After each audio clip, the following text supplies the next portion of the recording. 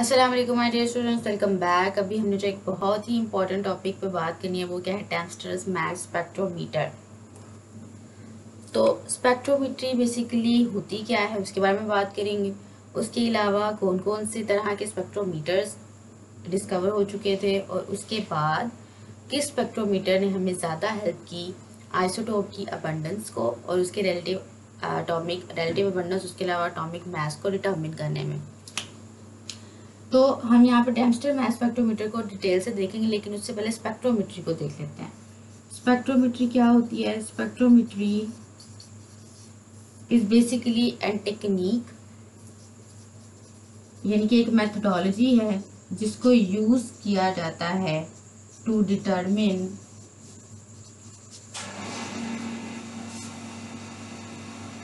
Exact mass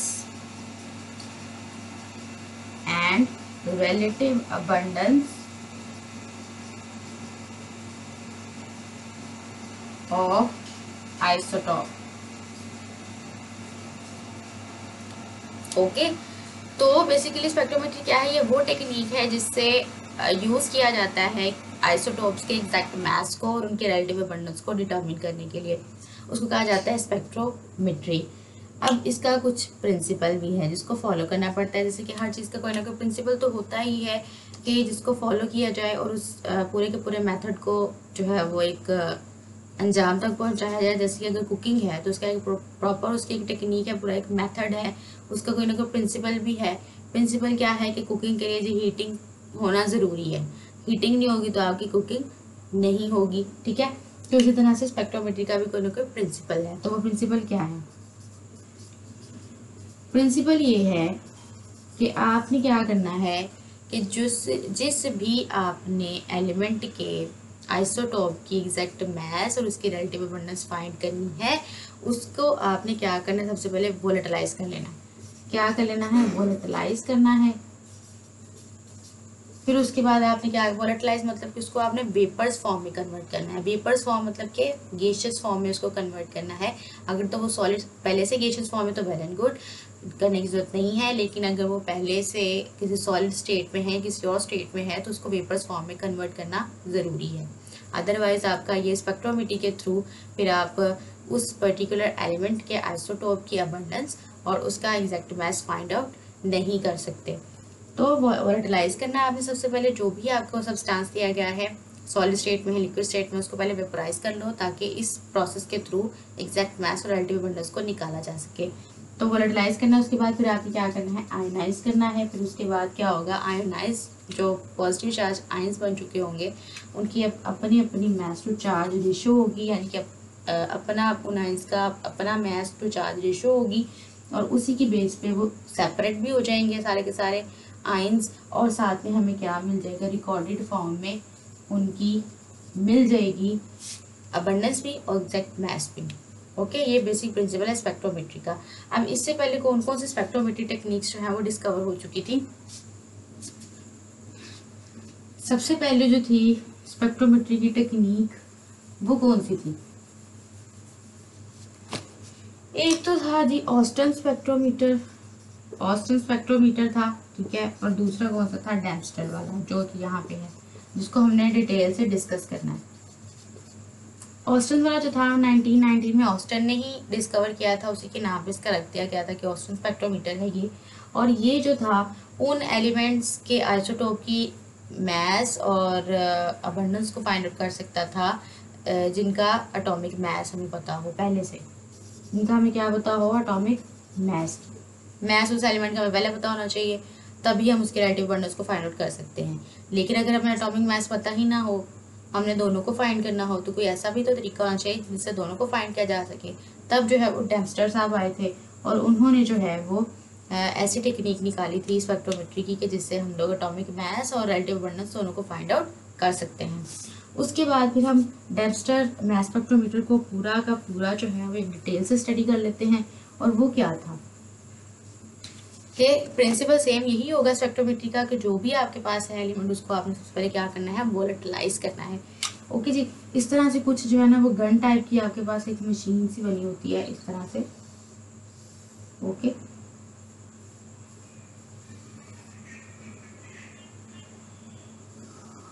ठीक है। यहाँ से जो है वो बिल्कुल उसकी एक गन टाइप उसकी शक्ल होती है। यहाँ से इसका जो है वो एक इनलेट होता है।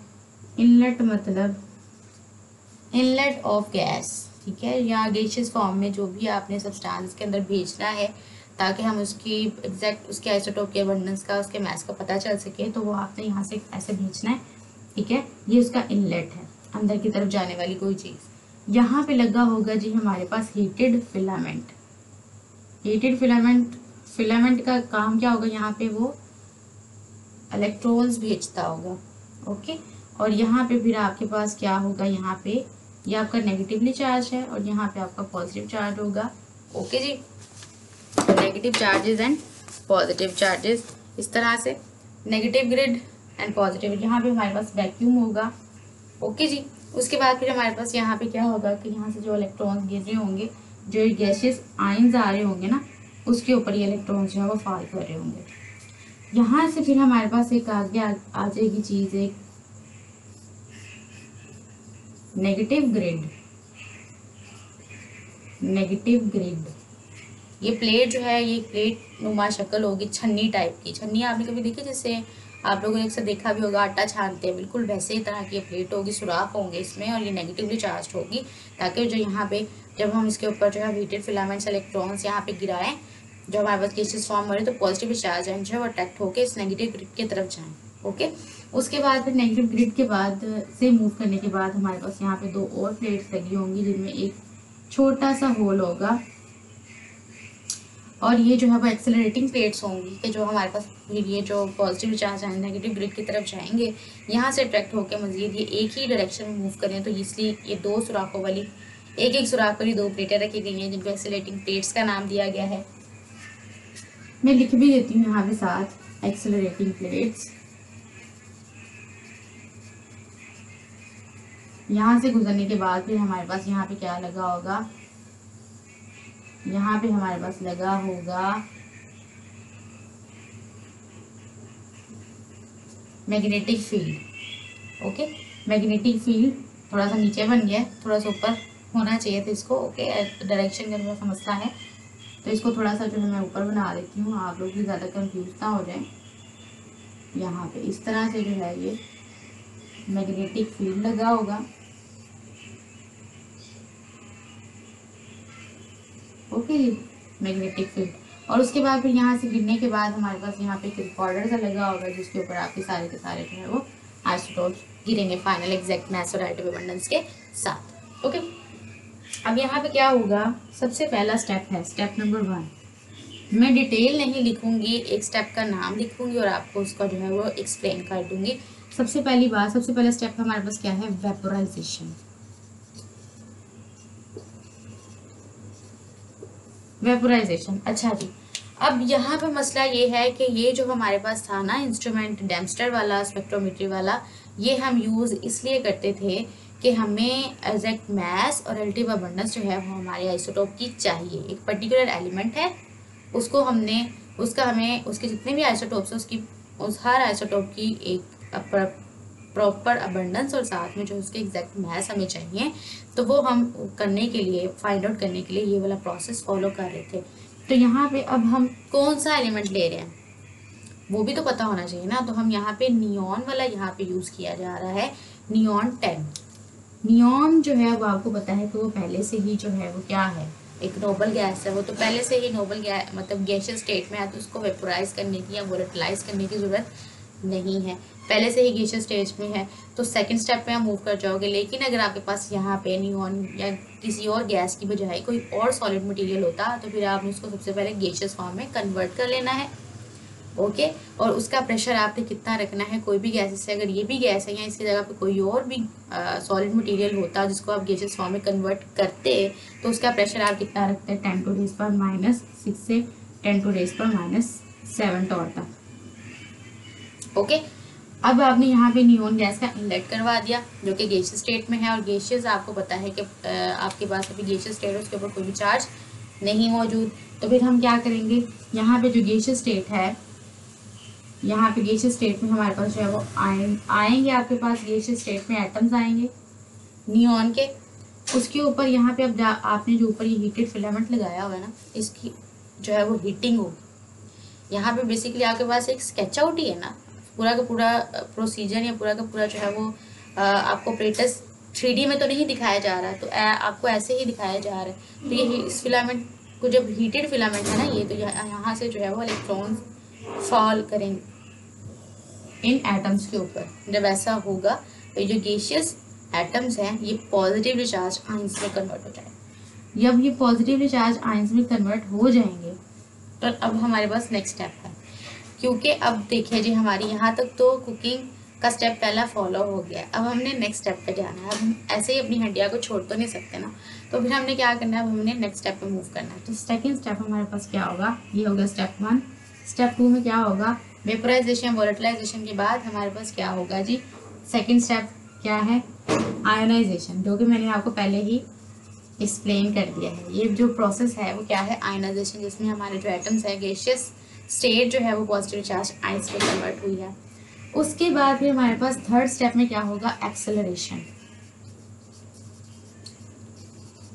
एक्सेलरेशन मतलब कि किसी भी चीज़ को एक्सेलरेट करना। आपने सुना ही होगा जो बाइक से जाते हैं, यहाँ पे आपने अक्सर जो है वो ये देखा ही होगा कि जिसको मैं सुना ही होगा कि एक्सेलरेटर काम नहीं कर रहा या हमारी बाइक स्टार्ट नहीं हो रही है। इस तरह से एक्सेलरेटिंग का मतलब क्या है कि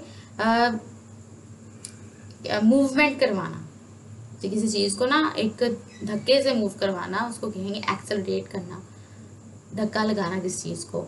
अब हाथ से धक्का नहीं लगाना, एक्सेलरेटर होता है, बेसिकली मशीनरी है वो। तो एक्सेलरेटर यानी कि इनको जो है वो फास्ट मूविंग हमने करवानी है, तो वो भी जाहिर सी बात है, अब ये पॉजिटिव चार्ज हो गए हैं तो जाहिर सी बात है हमने कोई नेक्स्ट स्टेप पे ऐसी चीज़ लगानी है जिसकी तरफ ये अट्रैक्ट हो जाए और ईजिली जो है वो जल्दी जल्दी मूव करना शुरू हो जाए, एक्सेलरेशन शो कर दे, मूवमेंट शो कर दे फास्ट। तो यहाँ पे हमने क्या लगाया है, नेगेटिव ग्रिड। नेगेटिवली चार्ज जो है यहाँ पे प्लेट लगाई गई है जिसके अंदर जो है वो छोटे छोटे से सुराख हैं, बिल्कुल वैसे ही जैसे कि एक छन्नी के अंदर होते हैं, जो भी आप लोग आटा छानने वगैरह के लिए करते हो यूज़, वो ओके वैसे ही वो तो बहुत छोटे होते हैं ना, तो फिर भी थोड़े बड़े बड़े सुराख हैं। यहाँ पे बहुत बड़े हैं, अदरवाइज होंगे ये भी बहुत छोटे से, क्योंकि आपकी को जो पॉजिटिव चार्ज है वो कौन सा पहाड़ जितने हैं, वो भी तो बहुत छोटे छोटे से होते हैं ना। तो उसी के लिहाज से जो आपकी नेगेटिव चार्ज ग्रिड लगाई गई है उतनी ही सुराखों वाली, जिसमें से आपको पॉजिटिव चार्ज आएंगे वो इजीली मूव कर जाए। ओके, तो यहाँ पे आपने एक नेगेटिव चार्ज प्लेट लगाई हुई है जिसके अंदर सुराख है जो कि परफोरेटेड है। यहाँ पे परफोरेशन का वर्ड यूज किया जा सकता है। वो पॉजिटिव चार्ज आए जो है, अब जाहिर सी बात है कोई आगे चीज़ नेगेटिव है तो पॉजिटिव और नेगेटिव हमेशा अट्रैक्ट होते हैं। तो यहाँ पे पॉजिटिव चार्ज आयन जो है प्लेट की तरफ अट्रैक्ट होंगे और यहाँ पे बहुत ज़्यादा जो है वो एक्सेलरेशन स्टार्ट हो जाएगी इन पॉजिटिवली चार्ज आएंगे towards the negatively charge grid. उसके बाद ये इनकी क्या हो गई है, एक्सेलरेशन हो गई है। ये बहुत ज़्यादा हमें जो है वो क्या शो कर दिया है, इन्होंने एक्सेलरेशन शो कर दिया है। और आपने क्या करना है यहाँ पे, एक तो ये अट्रैक्शन से भी जाएंगे, दूसरा हमें यहाँ पे क्या प्रोवाइड करना पड़ेगा, हमें जो है वो वोल्टेज भी प्रोवाइड करना पड़ेगा 500 टू 1000 वोल्ट्स का, आई थिंक सो 2000 वोल्ट्स का, सॉरी 500 टू 2000 वोल्ट्स का आपने यहाँ पे इलेक्ट्रिक फील्ड भी प्रोवाइड करना है, ताकि आपकी जो आयंस है जो अट्रैक्शन से थोड़ा हल्का मूव करें, हमें वो फास्ट मूविंग चाहिए। तो यहाँ पे हम उसको जो है वो इलेक्ट्रिक फील्ड भी प्रोवाइड करते हैं, करंट देते हैं, जिससे ये पॉजिटिव चार्ज है जो नेगेटिव प्लेट की तरफ ज़्यादा जल्दी मूव करते हैं, ज़्यादा जल्दी एक्सेलरेशन शो करते हैं और ये आगे की तरफ मूव कर जाते हैं। अब हमारे पास आता है अगला स्टेप। अगला स्टेप हमारे पास क्या है, चौथा स्टेप है डिफ्लेक्शन। डिफ्लेक्शन मतलब कि डिफ्लेक्ट करना किसी चीज़ का, बिल्कुल वैसे ही जैसे एक घड़ी की सुइयाँ होती है ना, तो वो डिफ्लेक्ट कर रही होती हैं। इसी तरह से जो मैट्रिक में जिन्होंने फिजिक्स पढ़ी है तो उन्होंने वोल्टमीटर, गैल्वानोमीटर इस तरह की चीज़ें पढ़ी होंगी, तो उन्होंने देखा होगा उसके ऊपर एक सुई होती है जो कि डिफ्लेक्शन शो करती है। डिफ्लेक्शन मतलब एक जो है वो मूवमेंट शो करती है एक तरह से ना, ठीक है, तो वो एक तरह से डिफ्लेक्शन होती है, मूवमेंट शो करना। तो अब हम चाहते हैं कि जो हमारे ये पॉजिटिव चार्ज हैं जो नेगेटिव प्लेट की तरफ मूव कर गए हैं, अब इससे आगे भी जाए। तो आगे जो है वो 2 एक्सेलरेटिंग प्लेट्स लगी हुई हैं, ठीक है, जो इसको एक्सेलरेट करती है। जब आप लोग इस नेगेटिव चार्ज की तरफ, प्लेट की तरफ जब ये अट्रैक्ट हुए पॉजिटिव चार्ज आए, तो आगे जो है वो एक्सेलरेटिंग प्लेट्स भी लगी हुई थी। जब इसको ये प्रोवाइड किया गया आपका करंट, तो ये एक्सेलरेटिंग प्लेट के थ्रू आपकी एक ही बीम में यहाँ से मूव करके, बहुत सारे आ रहे हैं ना क्योंकि सुराख ज़्यादा हैं तो उतनी ज़्यादा जो है वो डायरेक्शन में मूव करेंगे, पॉजिटिव चार्ज आएंगे, तो हमें तो फोकस चाहिए ना। तो हम यहाँ पे जो है वो एक सिंगल सुराख के साथ जो है वो 2 एक्सेलरेटिंग प्लेट्स लगाई हैं ताकि ये जो सारे पॉजिटिव चार्ज आएंगे जो कैसे भाग भाग के आ रहे हैं वो एक ही डायरेक्शन में मूव करना शुरू कर दें। और जब ऐसा होगा तो आगे हमने क्या लगाया हुआ है, मैग्नेटिक फील्ड। ये क्या है, ये है जी मैग्नेटिक फील्ड। ये मैग्नेटिक फील्ड है जो आपके पास ये जो आ रहे हैं यहाँ पे बस आयंस, हम यहाँ पे इसको प्रोवाइड करें जिसकी स्ट्रेंथ क्या है H, इसकी स्ट्रेंथ है H, यानी काफी स्ट्रेंथ का हम लोग जो है यहाँ पे मैग्नेटिक फील्ड जो है वो प्रोवाइड कर रहे हैं अपने पॉजिटिव चार्ज आयंस जो, तो यहाँ पे जिसकी स्ट्रेंथ जो है वो H है। ओके, तो यहाँ पे अब ये जो हमारे पास आ रहे हैं, हमारे पास पॉजिटिव चार्ज आयंस आ रहे हैं अब हमारे एलिमेंट के, जिसकी भी हमने परसेंटेज एक्स रिलेटिव अबंडेंस और साथ में मैस फाइंड करना है, वो आ रहे हैं यहाँ पे। तो मैग्नेटिक फील्ड हमने किस डायरेक्शन में प्रोवाइड किया है, अगर आपके जो इलेक्ट्रॉन्स है, आपके जो पॉजिटिव चार्ज आएंगे सॉरी, वो अगर इस डायरेक्शन में मूव कर रहे हैं तो मैग्नेटिक फील्ड उसकी बिल्कुल परपेंडिकुलर डायरेक्शन में। ओके, अगर आपके इलेक्ट्रॉन्स इस डायरेक्शन में मूव कर रहे हैं तो आपके जो मैग्नेटिक फील्ड है उसकी डायरेक्शन ये होनी चाहिए। उसके बाद जब ये मैग्नेटिक फील्ड के ऊपर जाएंगे, जब इनको प्रोवाइड किया जाएगा तो ये मैग्नेटिक फील्ड क्या करेगा, ये उन सारे के सारे आयंस को सर्कुलर पाथ में मूव करवा देगा। ये सारे के सारे जो आयंस यहाँ पे आएंगे सर्कुलर पाथ में मूव करेंगे यहाँ पे आके। ओके, और फिर क्या होगा कि ये अपनी अब हर आयन का अपना अपना मैस टू चार्ज रेशियो होगा। ऐसा नहीं हो सकता कि जितने भी पॉजिटिव चार्ज आएंगे इनके अपने ये सबका एक जैसा मैस टू चार्ज रेशियो हो, यानी कि सबका मैस एक जैसा नहीं होगा। तो अपने अपने मैस टू चार्ज रेशियो की बुनियाद पे ये यहाँ पे जाके रिकॉर्डर पे रिकॉर्ड हो जाएंगे, ठीक है, इलेक्ट्रोमीटर के ऊपर। फिर यहाँ से जब इनकी डिफ्लेक्शन होगी तो 5th स्टेप के अंदर हमारे पास क्या होगा, यहाँ पे इलेक्ट्रोमीटर होगा कि जब ये अपनी मैस टू चार्ज रेशियो की बुनियाद पर इलेक्ट्रोमीटर के ऊपर फॉल करेंगे तो यहाँ पे करंट जनरेट होगा।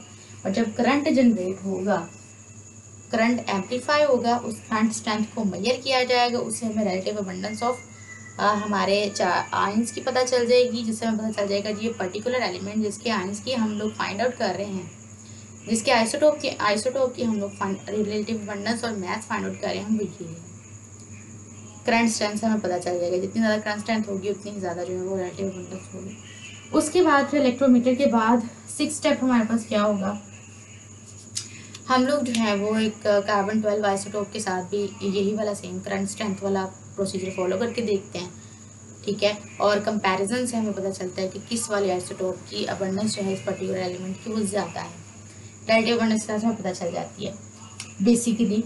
तो यहाँ पे हम नियॉन की बात कर रहे थे, तो नियॉन हमारे पास क्या था, नियॉन 20, 21 एंड 22। तो जब हमने करंट स्ट्रेंथ को कर लिया मेजर, जब ये सारा रिकॉर्ड हो गया तो हमें जो है क्या होता है, एक मॉडर्न सा स्पेक्ट्रोग्राफ मिल जाता है। हमारा जो रिकॉर्डर है, डिटेक्टर जो है वो डिटेक्ट करके रिलेटिव अबंडेंस को उसका एक रिकॉर्डेड फॉर्म में एक ग्राफ सा दे देता है। और वो ग्राफ किस तरह से होता है, यहाँ पे होती है रिलेटिव अबंडेंस और यहाँ पे होती है mass number of isotope, mass of isotope. तो सबसे टॉप पे जो था वो हमारे पास कौन सा था, 20 वाला, फिर सबसे कम ये और फिर उससे ज़्यादा ये 20, 21 एंड 22। ये था 90.92%, ये था 0.26% और ये जो था वो 8.86% समथिंग था। तो इस तरह से हमें जो है वो परसेंटेज पता चल गई हमारे आइसोटोप की। और यहाँ से मैसेज का तो हमें पता ही आइसोटोप का, 20, 21 एंड 22। ओके, तो अब हमारे माइंड में ये भी क्वेश्चन आता है कि रिलेटिव अबंडेंस को हम वाई एक्सिस पे क्यों ले रहे हैं और मैस नंबर को एक्स एक्सिस पे क्यों ले रहे हैं। तो जो हमारी रिलेटिव अबंडेंस है ना, यानी कि किसी भी चीज़ के पाए जाने की जो है एक परसेंटेज, एक फीसद, वो जाहिर सी बात है उसने ऊपर को ही हमें शो करना है ग्राफ। वो नीचे कैसे शो करेगा, तो वो इंडिपेंडेंट है तो वो ऊपर ही जाएगा ना। वैसे भी हमने सारा सेटअप इसीलिए किया हुआ है, रिकॉर्डर भी हमें जो है वो रिलेटिव अबंडेंस की पीक ही दिखाएगा। ओके, और मैच नंबर जो है वो हम एक्स एक्सिस पे ही, ये इसी तरह से डिज़ाइन है हमारा डिटेक्टर कि हमें जो है रिलेटिव अबंडेंस का और मैथ्स का ग्राफ बना के देगा, और उसने मैथ्स को जो है एक्स एक्सिस पे और रिलेटिव अबंडेंस को वाई एक्सिस पे हमें पीक की फॉर्म में शो कर दिया कि इसकी इतनी ज़्यादा अबंडेंस है, इसकी इतनी कम है और इसकी इतनी है। ओके, तो यहाँ से हमें जो है हमारे पर्टिकुलर एलिमेंट के पर्टिकुलर आइसोटॉप्स की अबंडेंस का और उनके रिलेटिव मैथ्स का जो है वो पता चल गया। आई होप आपको ये क्लियर हो गया पॉइंट। उसके अलावा फिर हमारे पास एक और बात आती है, वो क्या, मैंने आपको कार्बन 12 आइसोटोप की बात की, 60 स्टेप्स थे इसके, वो हमने फॉलो कर ली। कार्बन 12 आइसोटोप के साथ भी आप कैसे इसको कंपैरिजन करके कि जिस तरह से आपके आइसोटोप्स, ये जो आपके आइंस हैं, जैसे ही डिटेक्टर के साथ जाके उसके ऊपर जाके टकराते हैं तो रिकॉर्डर उनको रिकॉर्ड कर लेता है, और करंट स्ट्रेंथ जैसे जाके टकराएंगे तो करंट स्ट्रेंथ जनरेट होगी। उस करंट स्ट्रेंथ को कार्बन 12 आइसोटोप के साथ जो है वो मेजर कर लिए जाते हैं पर्टिकुलर आइसोटोप की, और साथ में हमें जो है वो फिर क्या मिल जाती है, उनकी परसेंटेज रिलेटिव अबंडेंस। सेम वही प्रोसीजर है जो कि करंट स्ट्रेंथ के साथ हम करते हैं। ओके, उसके बाद फिर वो कहते हैं कि कुछ और भी तरीके हैं जिससे फाइंड आउट किया जा सकता है ना रिलेटिव अबंडेंस को, और वो कौन से तरीके हैं। आई होप कि आपको जो है ये टॉपिक क्लियर हो रहे हैं। सेपरेशन ऑफ आइसोटोप, वो कहता है कि हमारे पास आइसोटोप जो होते हैं उनकी केमिकल प्रॉपर्टीज तो सेम होती हैं, तो हम उसको केमिकली तो सेपरेट नहीं कर सकते। तो अगर सेपरेशन करनी हो, क्योंकि हमें जो है वो रिलेटिव अबंडेंस का और साथ में जो है मैसेज का तो पता चल गया है, तो हम चाहते हैं कि अभी सारे के सारे सेपरेट भी हो जाए। हमें सेपरेटली 20 वाला आइसोटोप भी चाहिए, 21 वाला भी चाहिए, 22 वाला भी चाहिए, तो हम सेपरेट कैसे करें। कहता है कि केमिकल प्रॉपर्टीज तो सबकी सेम है। ओके, तो हम इसको केमिकली तो सेपरेट नहीं कर सकते, तो फिजिकली सेपरेट किया जा सकता है। जाहिर सी बात है, उसके लिए कोई ना कोई फिजिकल मेथड को फॉलो करना पड़ेगा। तो वो फिजिकल मेथड यहाँ पे वो बताता है कि वो कौन से हैं। तो वो एक सेपरेशन ऑफ आइसोटोप में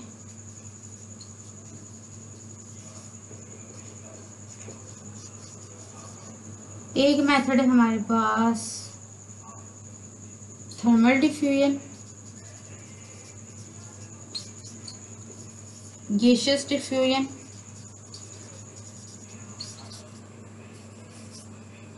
अल्ट्रा सेंट्रीफ्यूगेशन,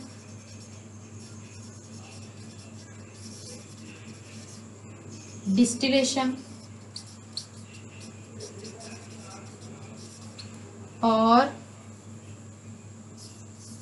पांचवा कौन सा मेथड है डिस्टिलेशन के बाद, पांचवा मेथड है जी हमारे पास इलेक्ट्रोमैग्नेटिक सेपरेशन, इलेक्ट्रोमैग्नेटिक सेपरेशन, और 6 वाला है लेजर सेपरेशन। तो ये सारे के सारे मेथड जिससे हम ये जो रिलेटिव अबंडेंस और मैसेज पता कर चुके हैं अपने आइसोटोप की, उसको सेपरेट भी किया जा सकता है। आई होप कि आपको लेक्चर क्लियर हो गया है। कोई भी पॉइंट आपने मिस कर दिया है तो लेक्चर को रिवाइंड करके देख लो। ओके, और इसके अलावा आई होप कि आपको मेरी राइटिंग की समझ आई होगी, और बिल्कुल आप अपना फीडबैक ज़रूर देना। और इसके अलावा कोई भी पॉइंट स्किप कर दिया है तो उसको बैक करके बिल्कुल देख लेना, अपने नोट्स बना लेना साथ साथ। और मैंने आपको ये इस तरह से समझा दिया है कि जैसे कि एक स्टोरी है, बिल्कुल वैसे ही जिस तरह से कोई रेसिपी नहीं होती, मैंने वही वाले स्टेप्स आपको उस तरह से लिख के तो मैंने बता दिए हैं। मैंने एज इट इज़ जो चाहती तो जैसे बुक पे लाइन बाय लाइन भी आपको बता सकती थी रीडिंग करके, बट मैंने आपको एक स्टोरी की तरह नरेट करके ये पूरा प्रोसीजर बताया है ताकि आपको अच्छे तरीके से क्लियर हो गया हो। एंड आई होप कि आपको क्लियर हुआ है। तो बिल्कुल अपना फीडबैक ज़रूर देना, और नेक्स्ट लेक्चर्स में मिलेंगे। तब तक के लिए थैंक यू सो मच। और इतनी ज़्यादा आपके लिए जो है वो जाहिर सी बात है हार्डवर्क करता है अगर कोई इंसान, तो उसको एप्रिसिएशन भी चाहिए होती है, और वो एप्रिसिएशन आप लोग लाइक करके दे सकते हो। तो बिल्कुल आप अपना फीडबैक दे सकते हो, बता सकते हो कि आपको लेक्चर कैसा लगा in the comment section. Thank you so much, और डू सपोर्ट।